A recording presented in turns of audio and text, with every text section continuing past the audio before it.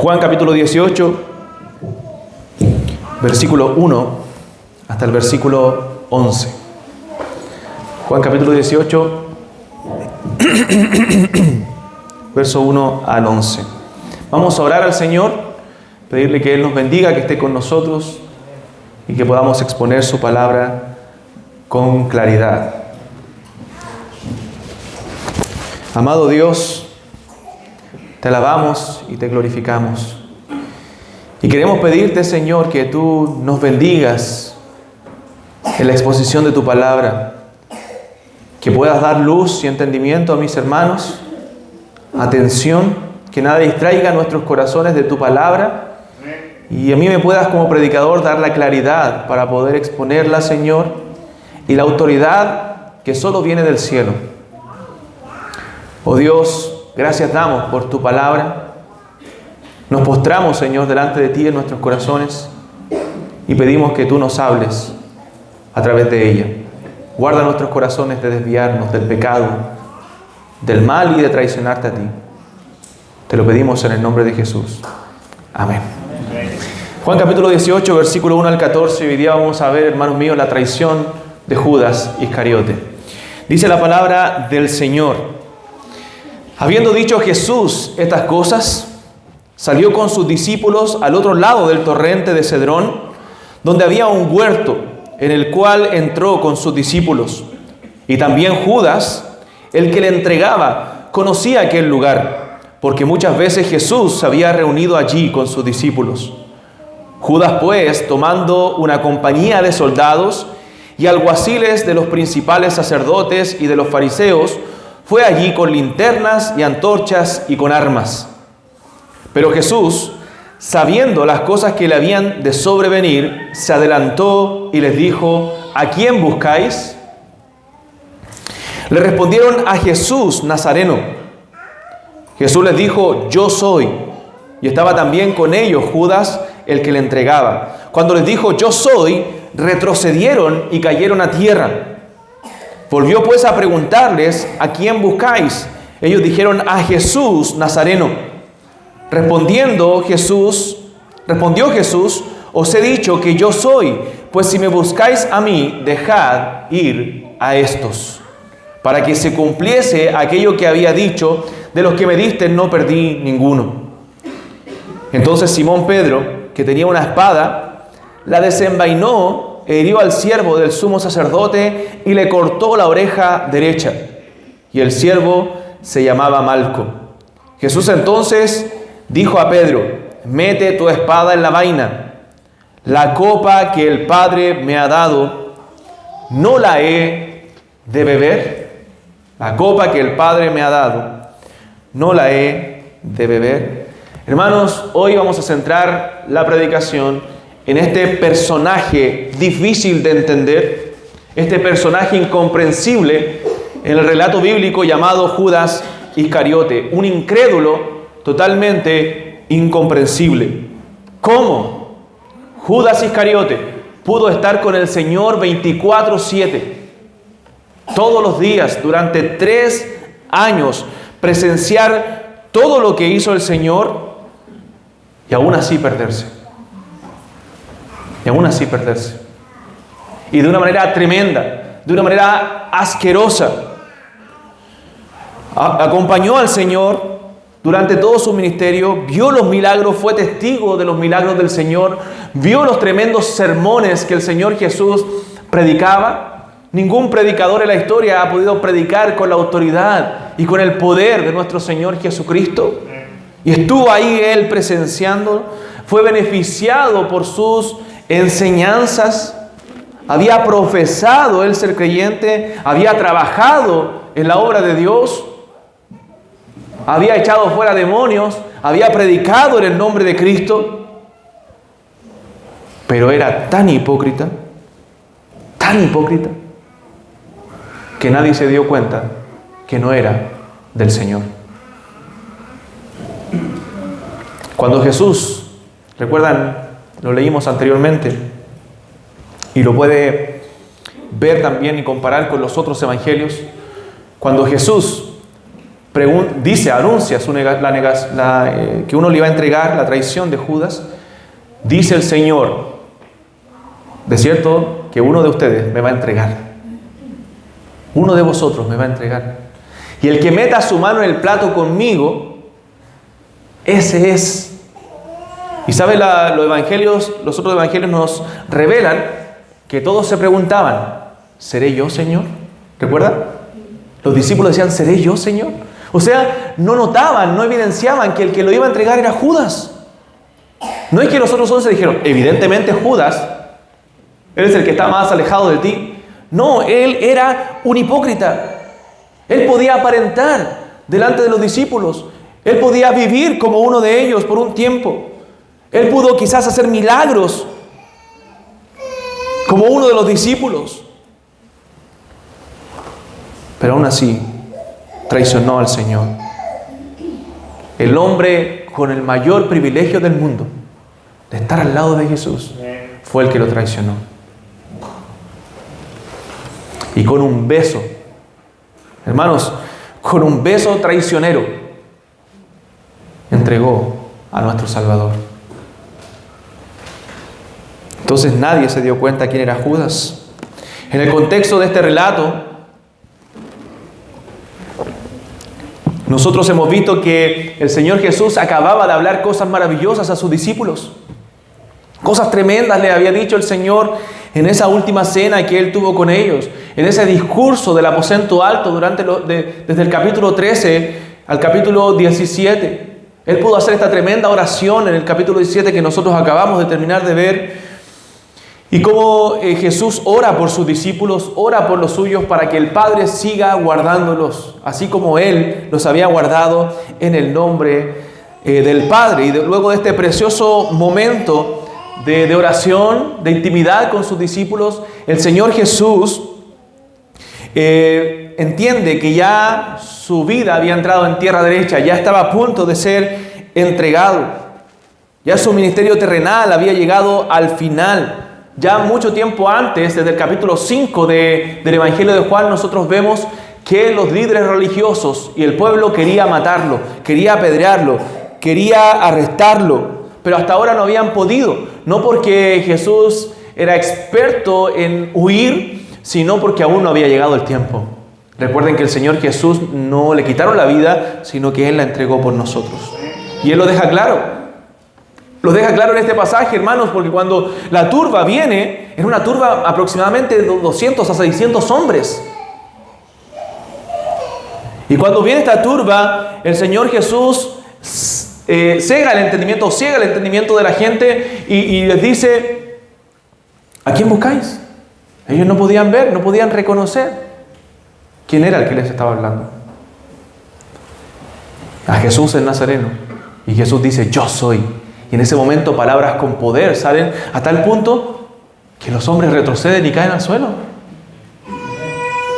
¿Y por qué sabemos que son palabras con poder, hermano? Porque soldados romanos que venían también a ver esto no hubieran temido ante unas palabras de Jesús. Pero ellos cayeron a tierra, dando a entender que si Jesús hubiera querido destruirlos con sus palabras en ese mismo momento, hubiera hecho desaparecer a esos 600 hombres que vinieron a arrastrarle. Y ahí nos damos cuenta de que Él dispuso su vida para que lo apresaran. Y porque tenía que cumplir lo que el Padre le había mandado hacer, que era morir por nosotros, los pecadores. Por pecadores como tú y como yo. Y así se comienza a concretar, hermano, este crimen tan espantoso, jamás cometido. La ejecución, la muerte del autor de la vida, de nuestro Señor. Pero en medio de este crimen injusto, nosotros podemos ver la muestra más grande de la misericordia y del amor de Dios hacia nosotros. El Hijo de Dios muriendo en lugar de los pecadores. El Hijo de Dios muriendo en tu lugar. El Hijo de Dios muriendo en mi lugar. Pero vemos esta parte tremenda que me conmueve realmente, que me estremece ver a este traidor en medio de los discípulos. Nos comenzamos ahora el capítulo de 18, vamos a ver la traición de Judas hoy. La próxima semana, si el Señor lo permite, vamos a ver el arresto de Jesús, el trato que Él tuvo con los oficiales. Y la siguiente semana vamos a ver la negación de otros de sus discípulos. Pero el más vil de los traidores estaba con el Señor, comiendo con Él. Y no era algo que el Señor ignorara. No era algo que escapara de las manos del Señor. Él sabía exactamente todo lo que estaba aconteciendo. Él amaba y oraba por sus discípulos a pesar de que había un traidor en medio de ellos. A pesar de que había uno que era sí cristiano, pero que le iba a negar en un momento más. Que iba a decir, yo no conozco a ese hombre. Y hace momentos atrás él había dicho, yo estoy dispuesto a dar mi vida contigo. Pero al momento de evidenciar su fe, él iba a decir, yo no lo conozco.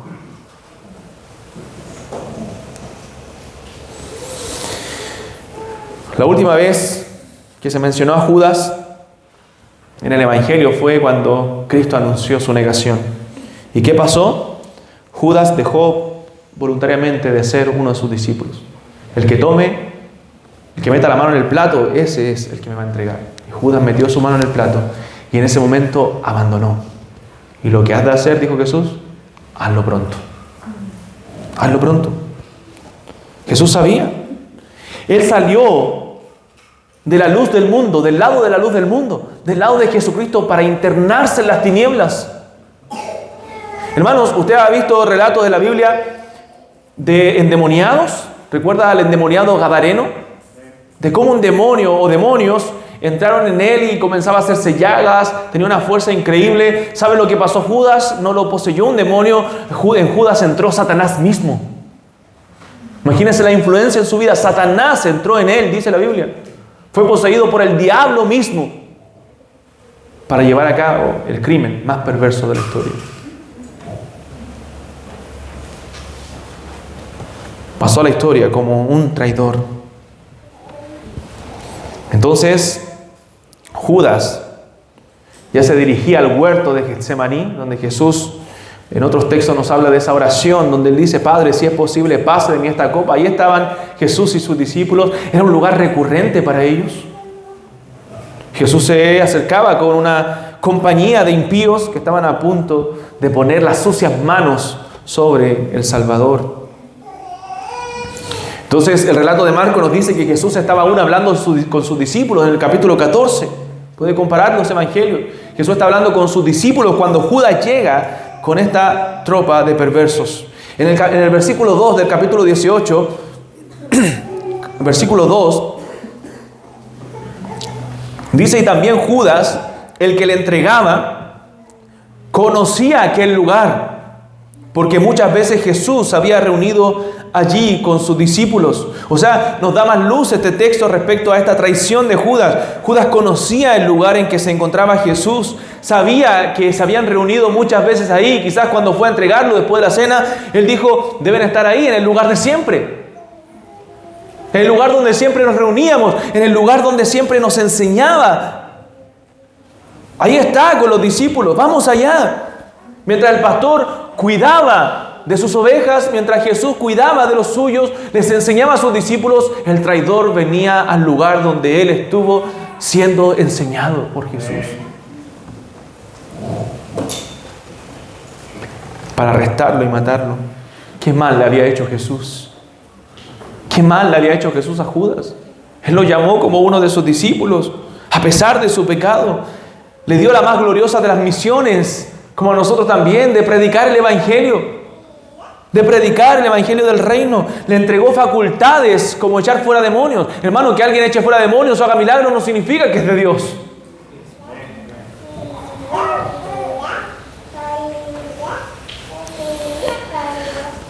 Y ese hombre que Jesús le dio esas facultades, reveló ser del maligno y entregó al Señor. Hermanos, Judas prefirió las 30 piezas de plata. Prefirió 30 piezas de plata. Prefirió el dinero antes que todas las cosas maravillosas que Jesús le ofrecía. Prefirió una alianza pasajera con líderes religiosos corruptos que entregar su vida al Señor, que ser discípulo del Rey de Reyes.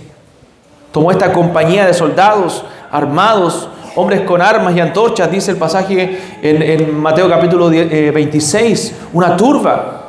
Dice William Hendricks, en un comentarista, citando este texto, dice: linternas y antorchas traían estos hombres para buscar la luz del mundo.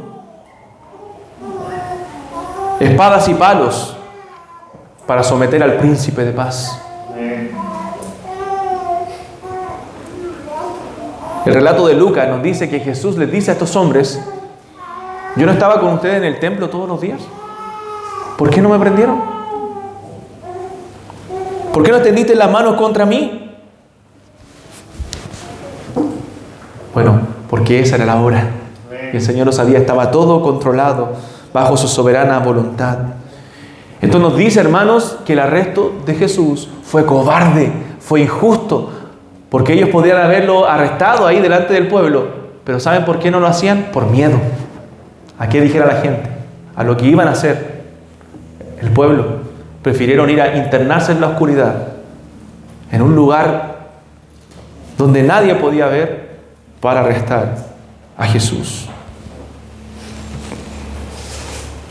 Entonces, en esta hora, donde ellos estaban ahí en el huerto, en un lugar oscuro, es entregado el Salvador. Y hermano, lo más terrible de esto,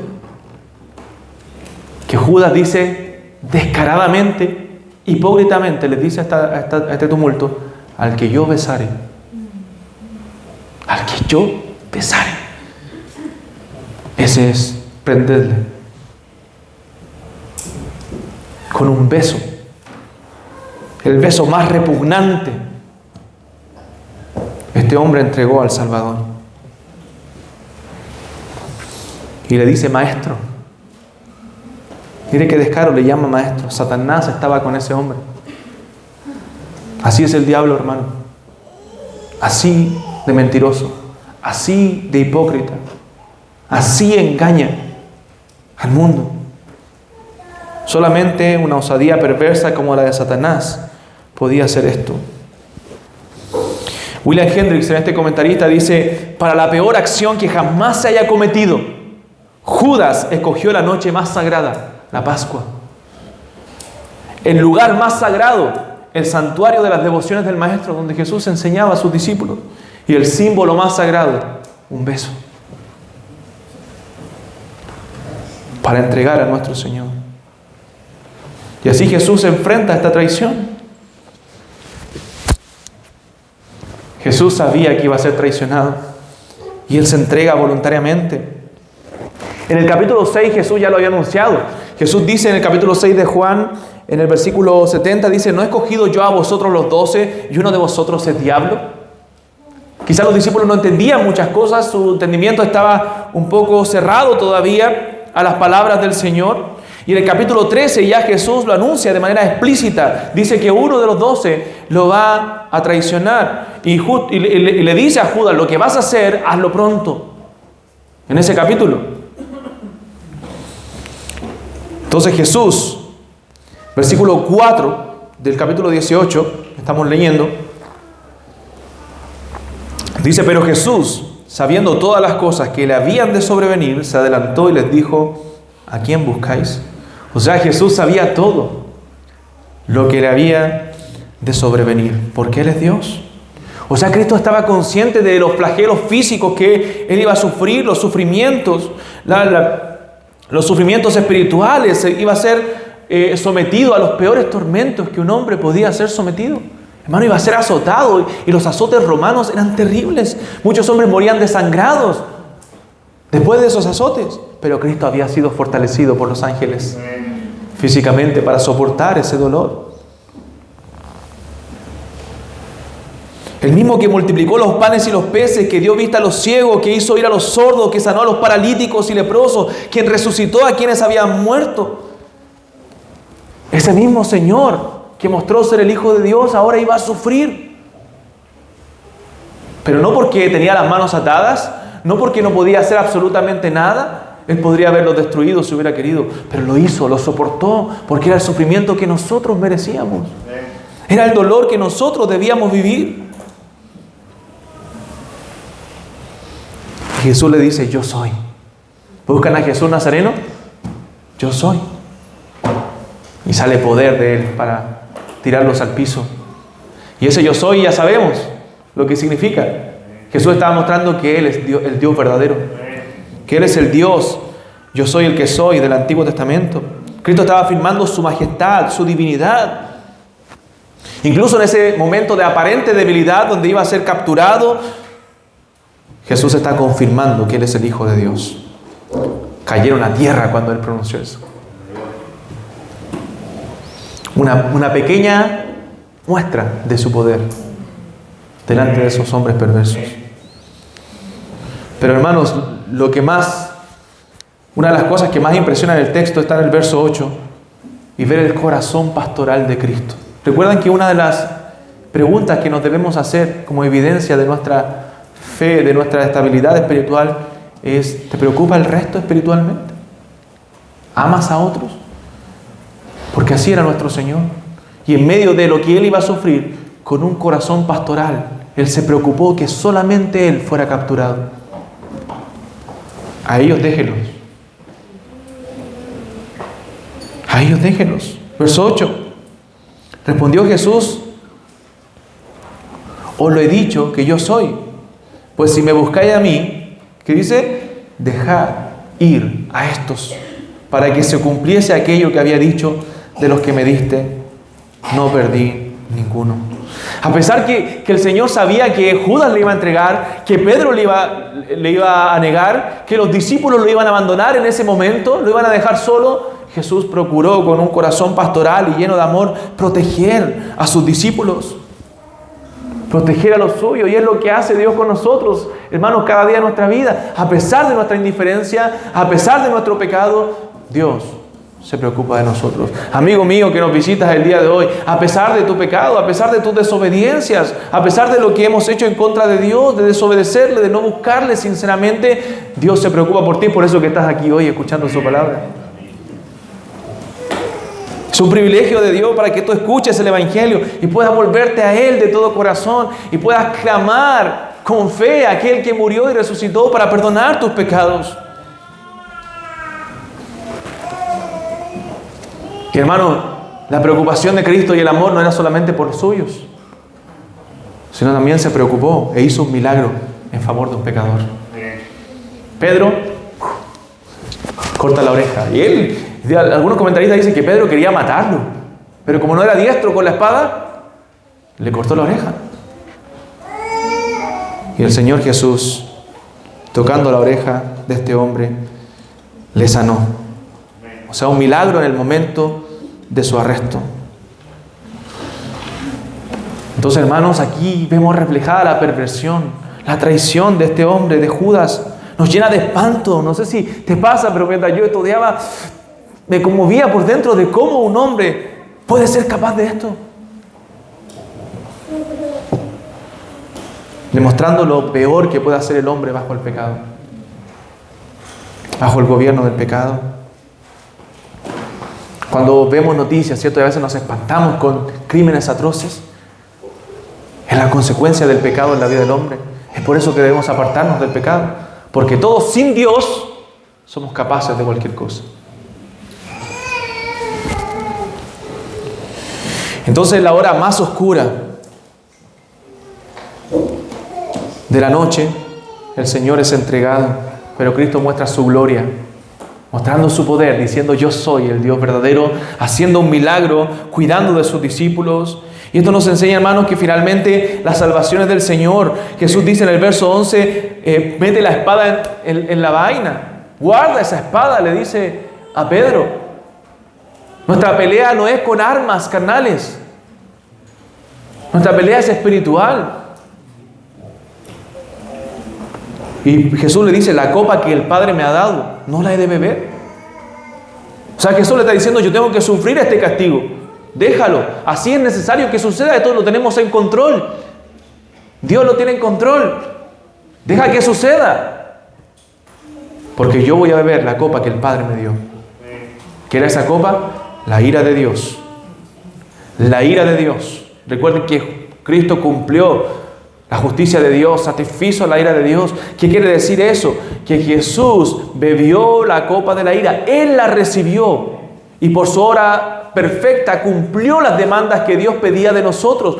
Para nosotros poder tener la justicia de Dios, la justificación por la fe, para ser perdonados. Porque si Cristo no hubiera muerto en la cruz, si no hubiera bebido esa copa de la ira, no hubiera sufrido nuestros sufrimientos, no hubiera sufrido nuestro dolor, entonces nosotros nunca pudiéramos haber sido perdonados.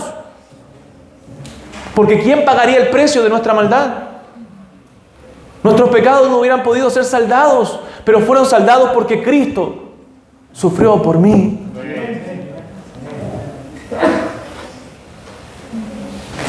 Pedro, haciendo gala una vez más de su impulsividad, corta la oreja del sumo sacerdote.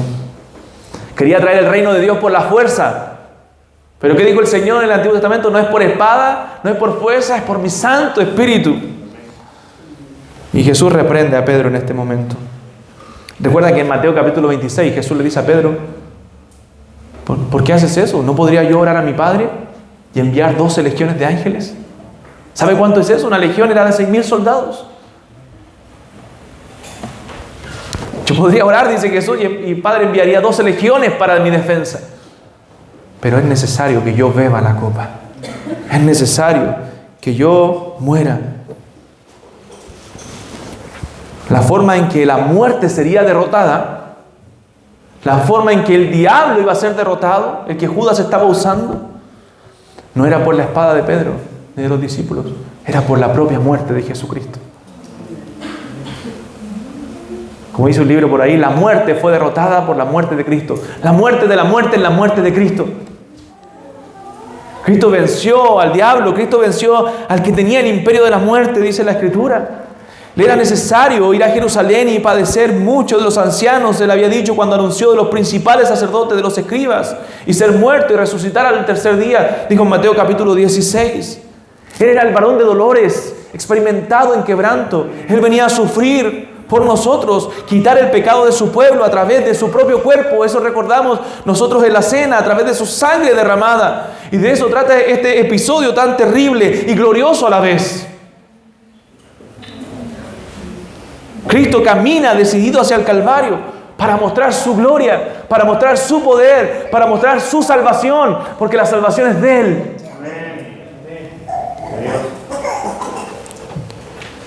Entonces estos hombres corruptos ignoraban que lo que estaban haciendo, Judas ignoraba que lo que estaba haciendo, Satanás ignoraba que lo que estaba haciendo era llevar al sacrificio al Cordero de Dios,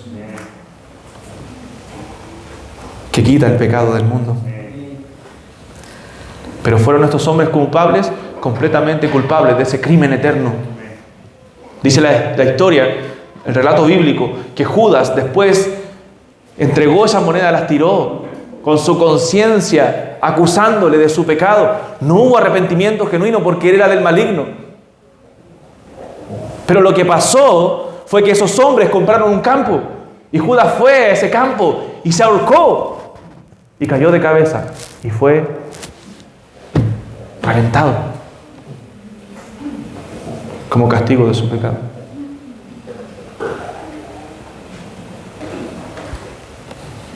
Jesús dijo, mejor le hubiera sido a ese hombre no haber nacido. No haber nacido. Todo esto nos debe recordar que Dios sigue sentado en su trono. Él gobierna todas las circunstancias y Él proveyó ese sacrificio que es nuestro Señor para la salvación de los pecadores. Por eso es terrible este acontecimiento, pero es glorioso a la vez el ver lo que Cristo hizo por nosotros. Es por eso, hermano, que la Escritura nos llama a la perseverancia. Por eso que la Escritura nos dice, si Cristo fue perseguido, nosotros también seremos perseguidos en este mundo. Si Cristo obedeció al Padre, nosotros tenemos que obedecerle también. Ante cualquier oposición en este mundo debemos seguir adelante sirviendo al Señor. No tenemos permiso para desistir. No tenemos permiso para volver atrás, para bajar los brazos. Las dificultades no pueden hacer que nuestro amor y devoción desaparezca. Más bien las dificultades muchas veces probarán si nuestra fe es genuina, si nuestra fe es verdadera. Porque ante la persecución más férrea, más injusta, nuestro Salvador no huyó, sino que fue al frente. Bueno, nosotros debemos seguir su ejemplo. Como hombres y mujeres valientes. Porque el que pone su mano en el arado, dice la Biblia, y mira atrás, no es apto para el reino de Dios. Quien poniendo su mano en el arado mira atrás, no es apto para el reino de Dios. O sea, Cristo estuvo dispuesto a dejar su gloria, a vestirse de humillación, a obedecer hasta la muerte. No es posible que nosotros, ante el Evangelio que nosotros creemos y profesamos, nos mostremos perezosos, hermanos, en nuestra vida espiritual. Es una desgracia que el perfecto Hijo de Dios haya ido a la terrible cruz para tu salvación y que nosotros respondamos con ingratitud, con indiferencia, con una vida espiritual mediocre, apagada. Si Él fue valientemente a la cruz por nosotros, mientras Él sufrió, nosotros vivamos con algodones y almohadas nuestra vida cristiana. Pregunta: ¿piensas que eres mejor que Judas? Un discípulo que pasó 3 años viviendo con Jesús cada día, escuchando sus enseñanzas, viendo con sus ojos esas horas portentosas, poderosas. ¿Judas se dedicó a predicar también? ¿Judas hizo milagros? ¿Has hecho tú algo así? ¿Piensas que no serías capaz de hacer tal cosa? Bueno, a eso me refiero cuando en la sesión anterior yo decía debemos analizar nuestro corazón. Analizar nuestro corazón y rogar al Señor que nos guarde como uno de sus discípulos. Dice J.C. Ryle, me encanta este comentarista. Yo les recomiendo, aunque no prediquen, cómprense los comentarios de los evangelios de J.C. Ryle. Es maravilloso, es pastoral, es precioso. Dice: cuidado, una vez que un hombre comienza a entremeterse con el diablo, nunca sabrá cuán profundo puede caer. Un hombre comienza a meterse con el diablo, a jugar con fuego, nunca sabrá cuán profundo puede caer. No juegues con el pecado. No te permitas hacer un pacto como Judas con el maligno. No seas un profano como Esaú, que por un plato de legumbres, un mundano como Esaú, que por un plato de legumbres vendió su primogenitura. No seas codicioso como Lot, aunque era un creyente, pero buscó mejores pastos para él. Entregó a su familia a la perdición espiritual con tal de estar en Sodoma. ¿Se da cuenta la mundanalidad? Eso es. Quiso estar en Sodoma, él quería estar allá, pero entregó a su familia con tal de cumplir los deseos de su corazón. Un sensual como Sansón, que por su pasión juvenil perdió su fuerza, su consagración. O ya un no creyente como Judas, que por 30 piezas de plata entregó al Salvador. Que tú y yo no seamos como ellos. Debemos velar celosamente sobre nuestros corazones, sobre toda cosa guardada. Guarda tu corazón, porque de él emana la vida, y suplica al Señor que seas guardado del mal que hay afuera. Hermano, sinceramente mi oración cada día es: Señor, guárdame de mi pecado, guárdame del mal. Señor, guarda mi familia, guarda mis hijos, guarda mi esposa, porque estamos a veces expuestos. A veces una simple chispa puede encender un gran fuego. Deja desatado tus pasiones un día, una semana, un mes, y vas a ver lo caótico que puede ser. Podrías hacer un eco de la traición de Judas con tus actos. Si dices tú seguir a Jesús, si cantas en la iglesia a su nombre, vienes a la iglesia, pero vives bajo tu propia voluntad, bajo tus deseos, bajo tus gustos, estás traicionando a Jesús. Si te dices seguir a Jesús, pero vives más en amistad con el mundo, si no eres íntegro en tu trabajo, si aceptas cosas ilícitas, entonces ¿Estás traicionando al Señor?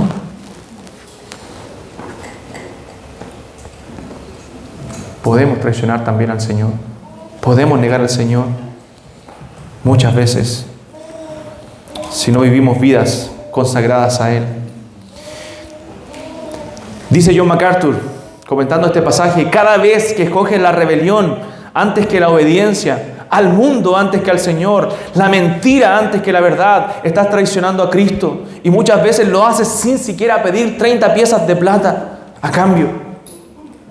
Decir Señor, Señor y desobedecer es un beso de Judas.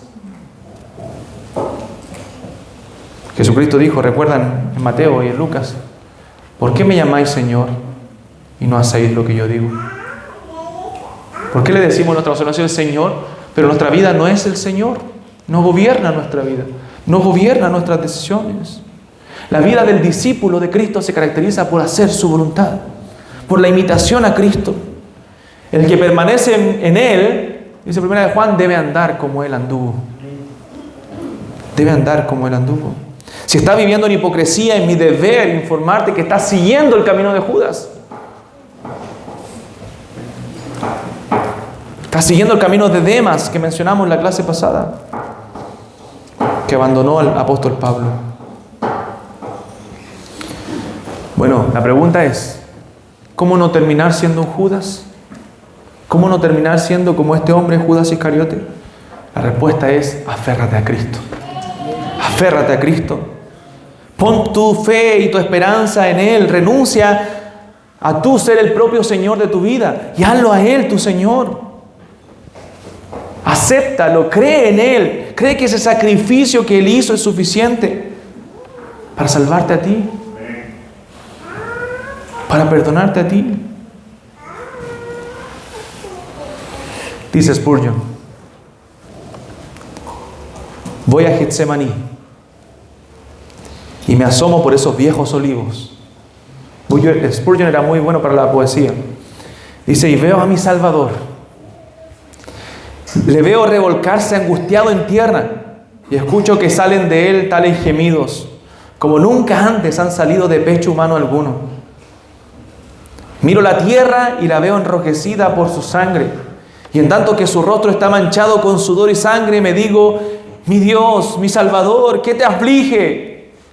¿Qué te aflige? Y le escucho responder, estoy sufriendo por tu pecado. Estoy sufriendo por tu pecado. Pon tus ojos en Jesús hoy. Pon tus ojos en Jesús. Confía en Él con todo tu corazón. Ven a aquel que puede salvarte. Ven a aquel que puede perdonarte. En medio de la traición, en medio del abandono, en medio de todo ese desastre que nosotros hemos leído, Cristo entregó su vida por nosotros. Tú dices quizás, no, que soy muy débil. Bueno, Cristo dice, cuando aún éramos débiles, entregó su vida por nosotros. No, es que soy muy pecador. Bueno, el apóstol Pablo dijo, Cristo Jesús vino al mundo para salvar a los pecadores, de los cuales yo soy el primero. No, es que he caído muchas veces.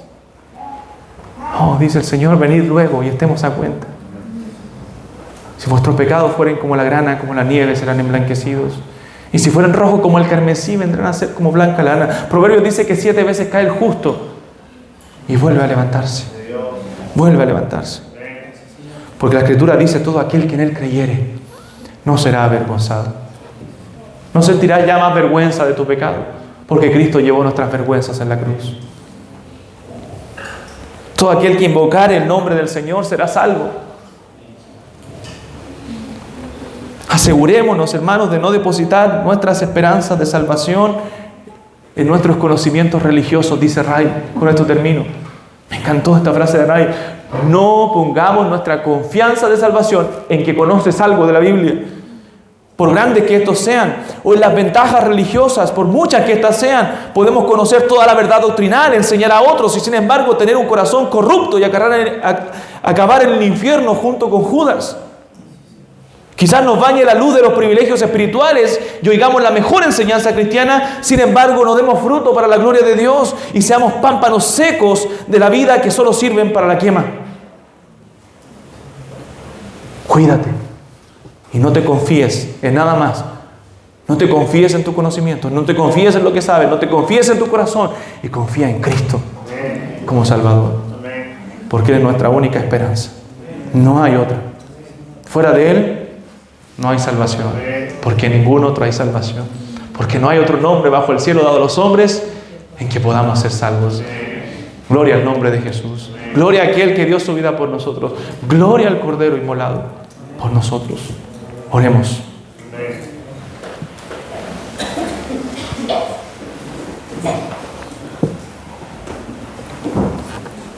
Y si el Señor ha hablado a tu corazón, tú quizás no tienes a Cristo, tú dices, yo no he sido perdonado aún, yo necesito ese perdón. Yo te invito ahora en nuestra oración, clamar desde lo profundo de tu corazón, en silencio, con tus palabras, y pedirle al Señor que te perdone, pedirle al Señor que te salve, pedirle al Señor que obre en tu corazón y que tú puedas reconocerle a Él como el Salvador y Señor de tu vida. Solo en Cristo hay salvación. No es difícil, humanamente hablando, no es difícil. Tienes que clamar, tienes que creer, tienes que pedirle a Él y Él va a hacer el resto. Él va a hacer la obra en tu corazón, ese milagro de la salvación.